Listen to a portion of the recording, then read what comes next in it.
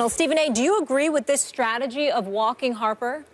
Absolutely not. And I think it's a disgrace, and I think it robs baseball fans. And I think it's ultimately going to crucify the sport. Listen, you know, I read an article from the Washington Post back in April of 2015 where Commissioner Rob Manfred said at the time, if I'm quoting him accurately, he said the biggest single predictor or indicator of a sport, of interest in the sport and the avidity of a sport is, you know, whether or not you played as a youth. And what you're finding now is that the sport itself, it hasn't successfully gone about the business of ingratiating itself with the youth of America because it's perceived as being, and primarily it is, a thinking man's game. It's certainly not to say that baseball players are devoid of skill. Of course, they have tremendous skill. It takes tremendous skill to hit a 95-mile-per-hour fastball, a 95-mile-per-hour fastball, a 90-mile-per-hour curve or slider, or whatever the case may be. Just ask Bryce Harper. If these pitchers did their homework, they'd recognize that if you ain't throwing fastballs low and outside, and you're throwing it a little bit high, whether it's a fastball, a cutter, or a slider, he's going to struggle with that, as lethal and elite as he is. And so when we look at it from that perspective, you would like to think that professional pitchers who've ultimately successfully gone about the business of elevating themselves to Major League Baseball level would have the cojones or beyond to step up and pitch to this man. I don't think Roger Clemens would have walked him. I don't think Randy Johnson would have walked him. I don't think some of the elite pitchers in baseball history would have ever thought about walking him. A Nolan Ryan, for example, and others. They would have went up there and they would have said, it's me against you. Let's get it on. But that's the problem with today's sport that is Major League Baseball. You get paying customer out there working for their hard-earned money, coming out to the park. Skip, you know this as well as I do. Even though I'm very, very happy and proud to see Dusty Baker as the manager for the Washington Nationals, the fact of the matter is you're walking through the turnstiles to see primarily Bryce Harper. You want to see this brother play. You want to see him hit. You want to see him trying to get a hit as opposed to being walked 6 times, walked 13 times in a series. That's just highway robbery. That's not taking into account the fans that are there. And for those that would make the argument that, you know what, Stephen A., this is it just comes with the game. I hope Major League Baseball players are listening instead of living in their own cocoon, paying attention to how they do things. Let me throw out some numbers at you because I got our stat guy, David Sabino, to give me these stats That's 2 references to Sabino? That's right. In one show? I got to help. I got to give the brother some love. Skip, there ain't nothing wrong with that. He's helping you a lot today, I got to admit. Yes, he is. Yes, he is, because I needed these numbers. Look at this, Skip.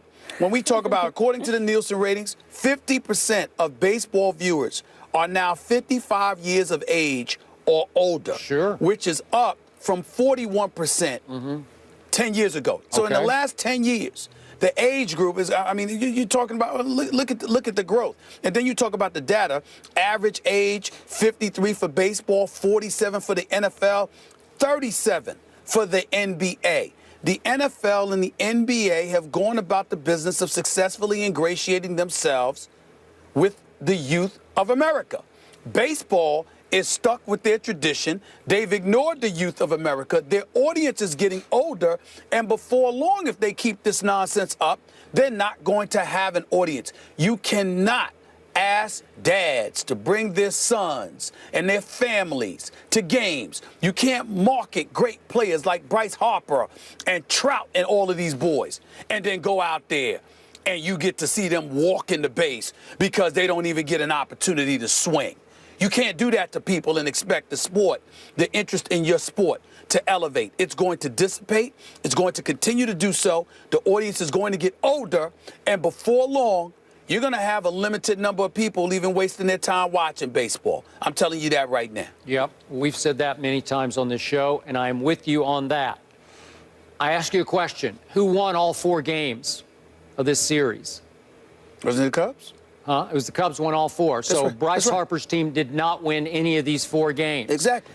Is Joe Maddon's job to entertain the paying customers or to win baseball games? Win baseball games. I think it's to win baseball games. And I'm sure Cubs fans were wildly entertained by what they saw in all 4 games over the weekend. It is not Joe Maddon's fault that there's a huge loophole in the rules. And I get what you say about the competitive spirit of the game is you just challenge. I got to tell you, from my heart, I covered Barry Bonds' astonishing run to the home run record in 2001.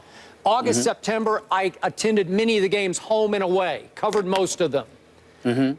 I can't tell you how many times I sat back and thought, if I were the opposing manager, I would walk Barry Bonds every time, because his lineup protection, the guy hitting behind him in the cleanup spot, was Jeff Kent. You remember Jeff Kent?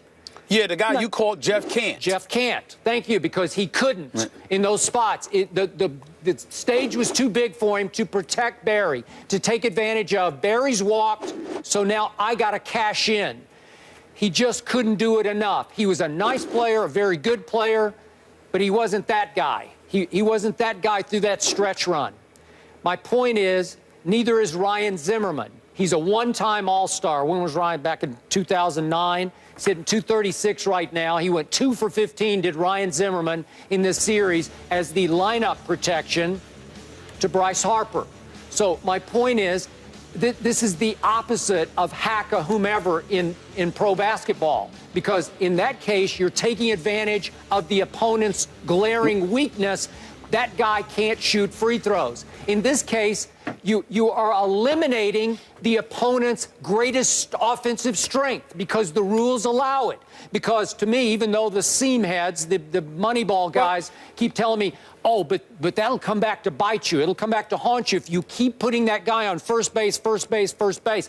Baloney, it will. It's Bryce Harper, about the closest thing, it's Trout or Harper, that we've seen to Barry Bonds in impact, offensive impact.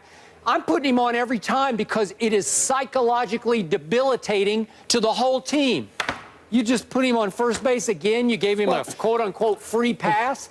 If I'm the opposing manager, I'm walking Bryce Harper every time. You could scoff at me, laugh at me, ridicule me. I'm going to win the game. It's going to improve my chances to win by putting him on first base 7 straight times if that's what I have to do.